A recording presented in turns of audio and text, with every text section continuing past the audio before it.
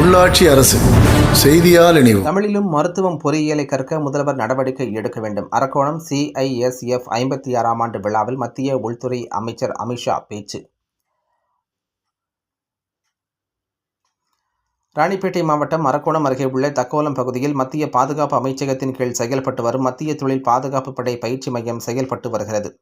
இந்த பயிற்சி மையத்தில் இந்தியா முழுவதிலும் உள்ள மாநிலங்களில் தேர்வு செய்யப்படும் வீரர்கள் இங்கு பயிற்சி அளிக்கப்பட்டு இந்தியாவின் முக்கிய பகுதிகளான அணுமின் நிலையம், உயர்நீதிமன்றம், முக்கிய சின்னங்கள், விண்வெளி மையம், ஆய்வகங்கள், துறைமுகங்கள், விமான நிலையங்கள் உள்ளிட்ட பல பகுதிகளில் பாதுகாப்பு பணியில் ஈடுபடுகின்றனர். இந்த நிலையில் கடந்த பிப்ரவரி 24ஆம் தேதி அதிகாரப்பூர்வமாக ராஜாத்திய சோழன் என அரக்கோணம் மத்திய தொழில் பாதுகாப்பு படையின் பயிற்சி மையத்தின் பெயர் மாற்றப்பட்டது. இதன் 56ஆம் ஆண்டு தொடக்க விழா இன்று கொண்டாடப்படுவதால் CISF முழுவதும் வண்ண மலர்களால் அலங்கரிக்கப்பட்டுள்ளது. இந்த 56ஆம் ஆண்டு தொடக்க நிகழ்ச்சியில் சிறப்பு அழைப்பாளராக மத்திய உள்துறை அமைச்சர் அமித்ஷா கலந்து கொண்டார். அப்போது அவருக்கு முதலாவதாக சிவப்பு கும்பல் வரவேற்பு அளிக்கப்பட்டதுடன் தொடர்ந்து CISF படை பிரிவின் தலைவர் வீரபாலுடன் வீரவணக்கம் செய்தார். பின்னர் உள்துறை அமைச்சர் அமித்ஷா மற்றும் CISF DG ரார்விந்தர் சிங் ஆகியோர் திறந்த ஜீப்பில் சென்று வீரர்களின் படைப்பிரிவினை பார்வையிட்டனர். அதைத் தொடர்ந்து படை வீரர்களின் அணிவகுப்பு வீரவணக்கத்தை ஏற்றுக்கொண்டார். தொடர்ந்து இந்த நிகழ்ச்சியில் பேசிய உள்துறை அமைச்சர் அமித்ஷா, மத்திய தொழில் பாதுகாப்பு படையின் 56வது எழுச்சி தின விழா கொண்டாடுவதில் மகிழ்ச்சி அடைகிறேன். வரலாற்று சிறப்புமிக்க தமிழ்நாட்டில் இந்த விழாவை கொண்டாடுவது சிறப்புக்குரியதாகும். நாட்டின் பாதுகாப்பு பணிகளில் CISF வீரர்களின் பங்கு மிக முக்கியமானது. இவர்கள் அமைதியான முறையில் பாதுகாப்பு பணியை சிறப்பாக செயல்பட்டு வருகின்றனர். வரும் 2027ஆம் ஆண்டுக்குள் உலகின் 3வது இடத்தில் நாட்டின் பாதுகாப்பு படை இருக்கும் அளவிற்கு நடவடிக்கைகளை மோடி எடுத்து வருகிறார். CISF பாதுகாப்பு பணியில் மட்டுமின்றி வீரர்கள் சிலர் சமூக சேவையிலும் முக்கிய பங்காற்றி வருகின்றனர். மெட்ரோ, விமான நிலையம், அணுமின் நிலையம், நாட்டின் முக்கிய நினைவுச் சின்னங்கள் உட்பட பல்வேறு இடங்களில் CISF வீரர்கள் பாதுகாப்பு பணியில் ஈடுபட்டு வருகின்றனர். இதுபோக வரும் ஆண்டில் இன்னும் பல்வேறு இடங்களில் இவர்கள் பாதுகாப்பு பணியில் ஈடுபடுத்துவதற்கான நடவடிக்கைகளும் மேற்கொள்ளப்பட்டு வருகிறது என அவர் தெரிவித்தார்.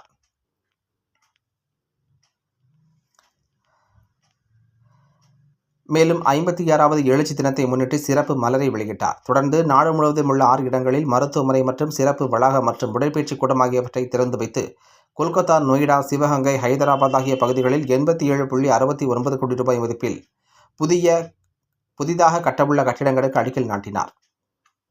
இந்த நிகழ்ச்சியில் மத்திய இணையமைச்சர் L. முருகன் மற்றும் தமிழக மாநில பாஜக தலைவர் அண்ணாமலை உட்பட உயரதிகாரிகள் பலர் பங்கேற்றனர். நிகழ்ச்சியின் இறுதியாக CISF படை வீரர்களின் சாகச நிகழ்ச்சி நடைபெற்றது. CISF के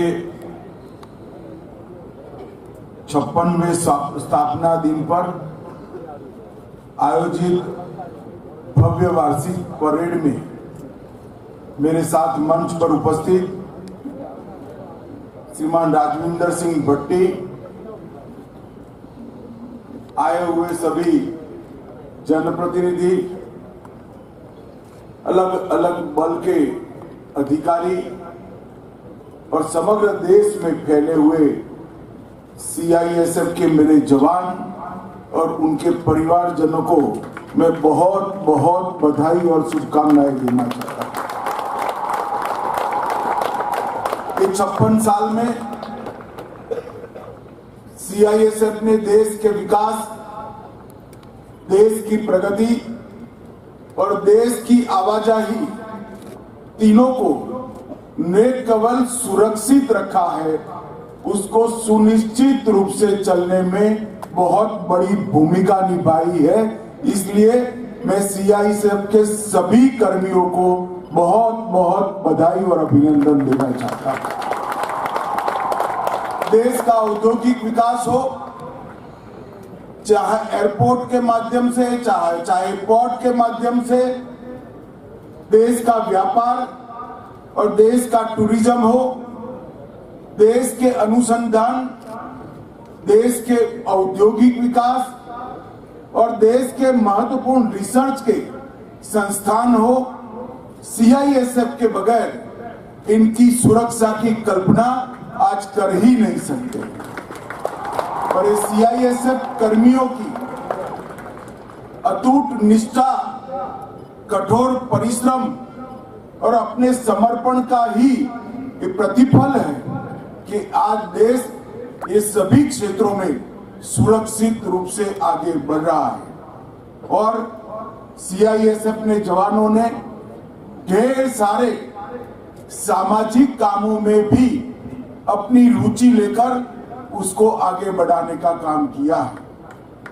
हमारे प्रधानमंत्री जी ने 2027 तक देश को दुनिया की तीसरी सबसे बड़ी अर्थव्यवस्था बनाना और 47वें एक ऐसे राष्ट्र का निर्माण करना जो दुनिया में सर्वप्रथम हो। ये दोनों संकल्प 140 करोड़ की आबादी के सामने रखे हैं। उस संकल्पों की सुरक्षा में, इस संकल्पों की सिद्धि के लिए सीआईएसएफ का योगदान मैं मानता हूं बहुत महत्वपूर्ण है।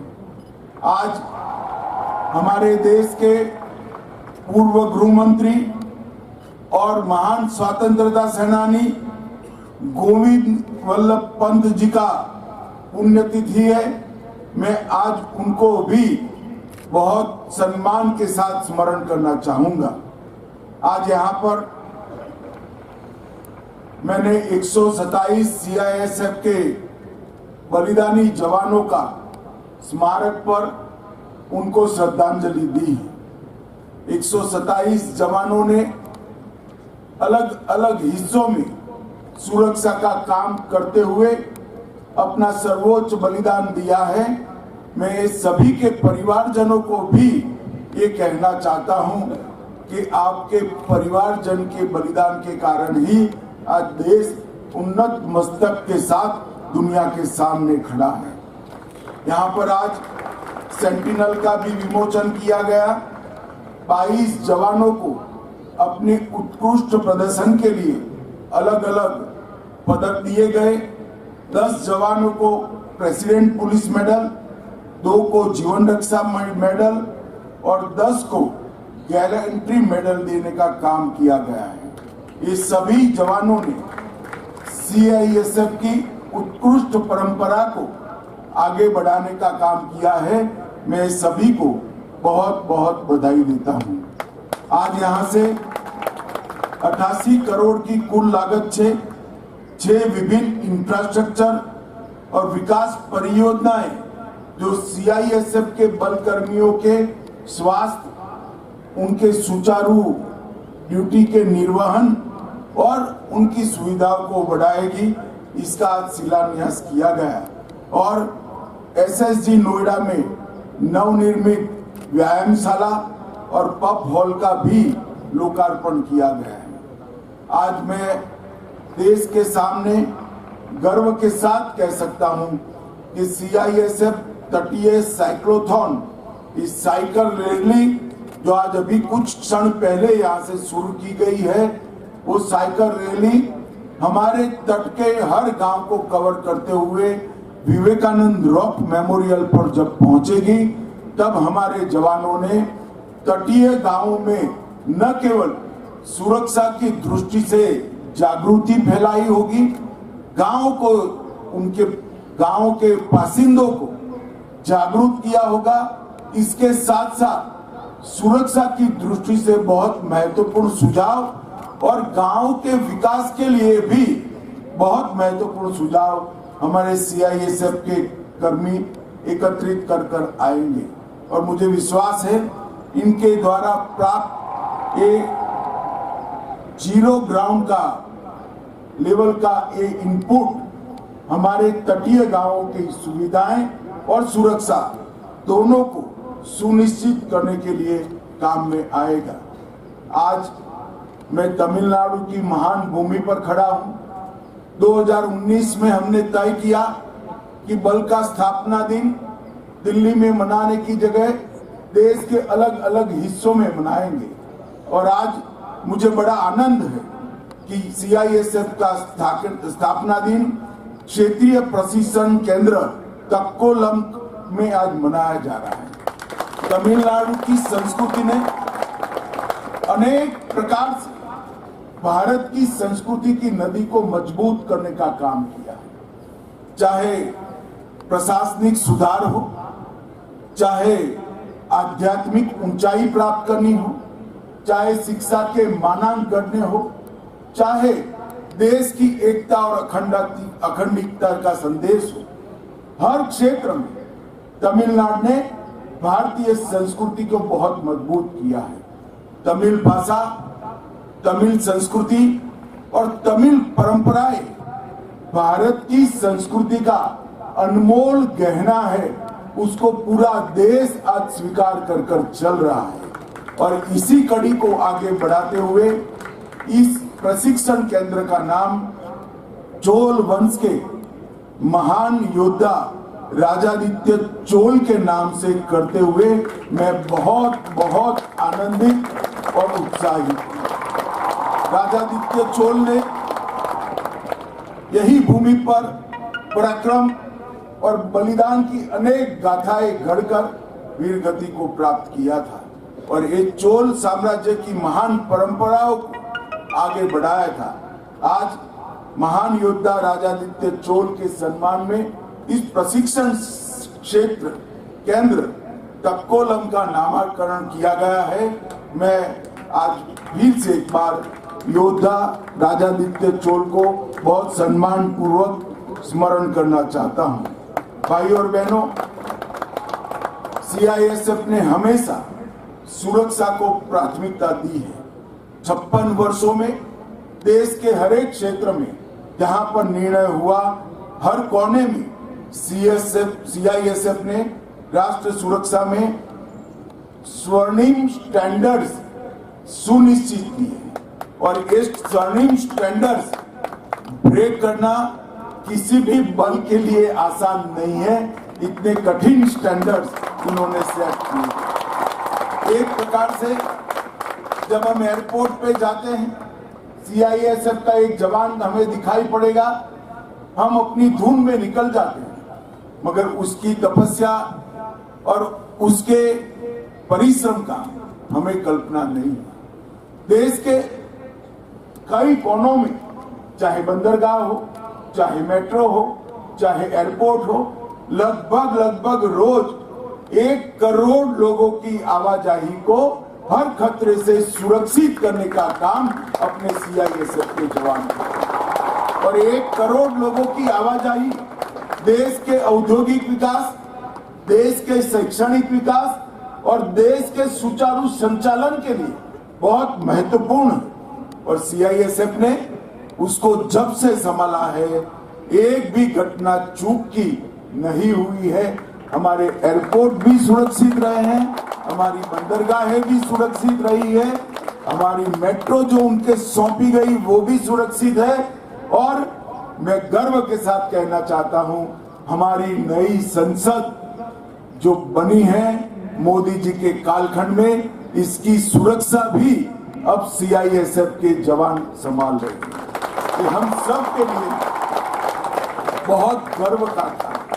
अकेले दिल्ली मेट्रो में रोज के 70 लाख से ज्यादा यात्रियों को विनय के साथ, संयम के साथ, सुरक्षा में कोई चूक करे बगैर आवाजाही सुरक्षा सुनिश्चित करी है। समुद्री रक्षा में भी लगभग 250 बंदरगाहें हैं। आने वाले दिनों में बंदरगाहों की सुरक्षा में सीआईएसएफ की जिम्मेदारी बढ़ने वाली है। कई मीटिंगें गृह मंत्रालय ने कर उसकी अग्रिम तैयारियों को आकार दिया है। मुझे विश्वास है हमारी बंदरगाहें भी एयरपोर्ट से ज्यादा सुरक्षित कर देश को कई खतरों से बचाने का काम सीआईएसएफ करेगी। हमने पिछले वर्ष 14,000 से अधिक पदों पर भर्ती पूरी की है। कुल मिलाकर सभी सीएपीएफ की भर्ती की बात करें तो एक साल में 1 लाख से ज्यादा युवाओं को हमने नौकरी दी है और 50,000 युवाएं उनकी भर्ती की प्रक्रिया चालू है। मैं आज तमिलनाडु की इस धरती से देश के भाषी भाषाओं में पढ़ने वाले हर युवा को एक बात जरूर बताना चाहता हूं। अब तक सीएपीएफ की भर्ती में आपकी मातृभाषा का स्थान नहीं है। आप बंगाली में सीएपीएफ की परीक्षा नहीं दे सकते। आप कन्नड़ में नहीं दे सकते थे, आप तमिल में भी नहीं दे सकते थे। नरेंद्र मोदी जी ने निर्णय किया कि सभी 8वीं सूची की अनुसूची की भाषाओं में अब हमारे युवा परीक्षा दे पाएंगे।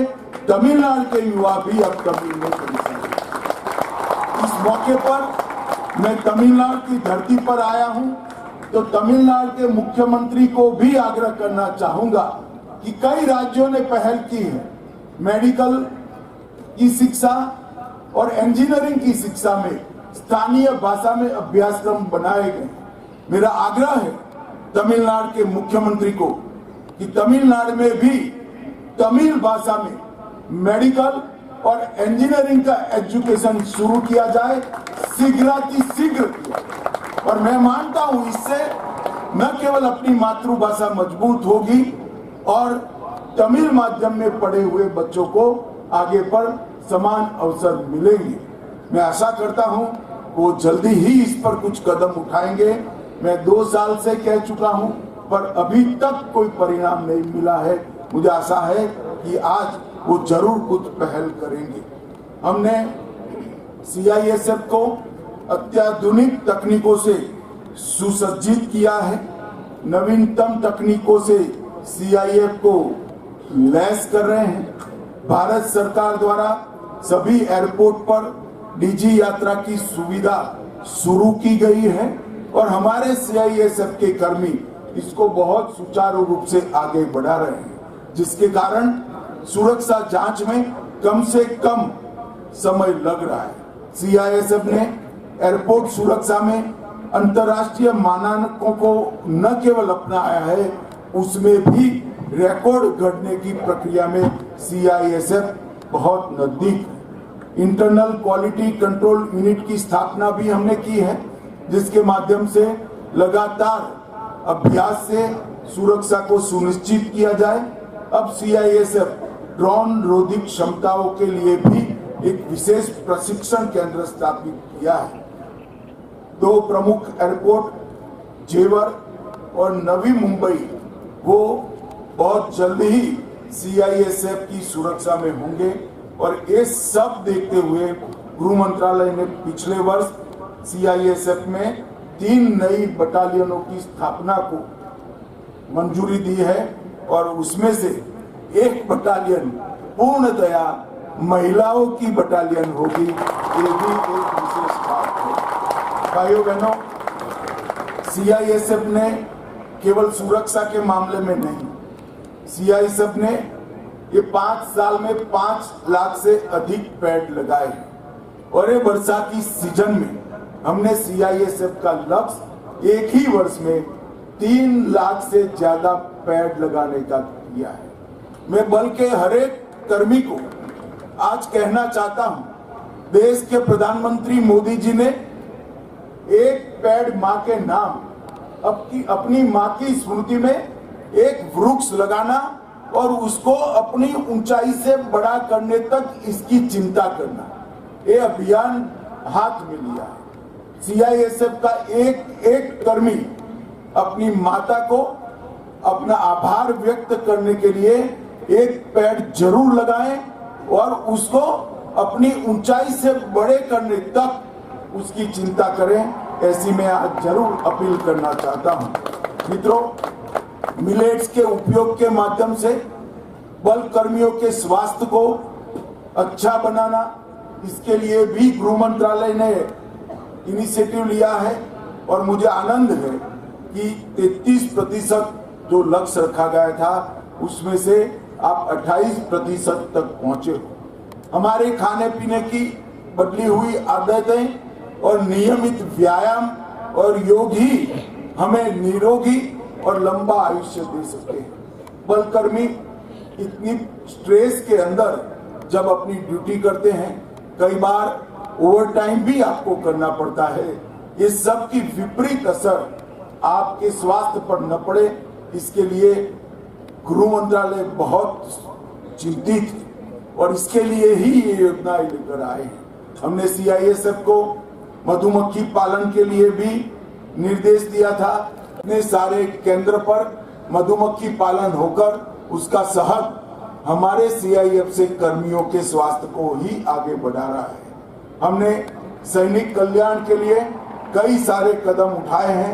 आयुष्मान सीएपीएफ से 31 लाख से अधिक कार्ड इश्यू किए हैं, जो सीएपीएफ के सभी कर्मचारी और परिवारजनों को 35,000 से ज्यादा अस्पताल में इलाज के लिए आज उपलब्ध है। आवास योजना में भी हमने 13,000 घर और 113 बैरक का निर्माण किया है। ई आवास वेब पोर्टल ने आज एक भी आवास खाली न रहे, इसकी बहुत अच्छी व्यवस्था करी है। पल में महिलाओं की जब भर्ती कर रहे हैं तो महिलाओं की सुविधा के लिए 124 बैरक हमने अलग बनाए हैं, जिससे वो सुनिश्चित होकर अपनी ड्यूटी का निर्वहन कर सके। प्रधानमंत्री छात्रवृत्ति योजनाओं को भी हमने आगे बढ़ाया है, विकलांगता अनुग्रह राशि को भी आगे बढ़ाया है और एक्स ग्रेशिया राशि को भी हमने आगे बढ़ाने का काम किया है। केंद्रीय पुलिस कल्याण भंडार वर्तमान में 119 मास्टर भंडार और 1794 सहायक भंडार, इसमें अब स्वदेशी वस्तुओं के बिक्री पर भी बहुत बल दिया गया है और 1 अप्रैल 24 से केबी के लाभार्थियों को 50% जीएसटी की रियायत भी देने का हमने निर्णय किया है। भाइयों बहनों, आज जब मैं यहाँ आया हूँ तब सीआईएसएफ के सभी कर्मियों की सेवा को मैं पूरी प्रशंसा करना चाहता हूँ और साथ में ये भी कहना चाहता हूँ, प्रधानमंत्री जी चाहे एक भारत श्रेष्ठ भारत की बात करें, राष्ट्रीय एकता की बात करें, अंतर्राष्ट्रीय योग दिन की बात करें, आजादी के अमृत महोत्सव की बात करें या सुरक्षित भारत के निर्माण की बात करें, सब में सीआईएसएफ का योगदान बहुत जरूरी है। जो आप कर रहे हो, यही परंपरा को आप आगे बढ़ाएंगे, इसका मुझे विश्वास है। आने वाले समय की चुनौतियों को आप बहुत अच्छे तरीके से सर पे लेकर देश को सुरक्षित बनाने में आपका योगदान देते रहेंगे। फिर से एक बार पूरे सीआईएसएफ परिवार को 56वें स्थापना दिन की बहुत बहुत शुभकामनाएं देता हूं। मेरे साथ जोर से बोलेगा, भारत माता की, भारत माता की।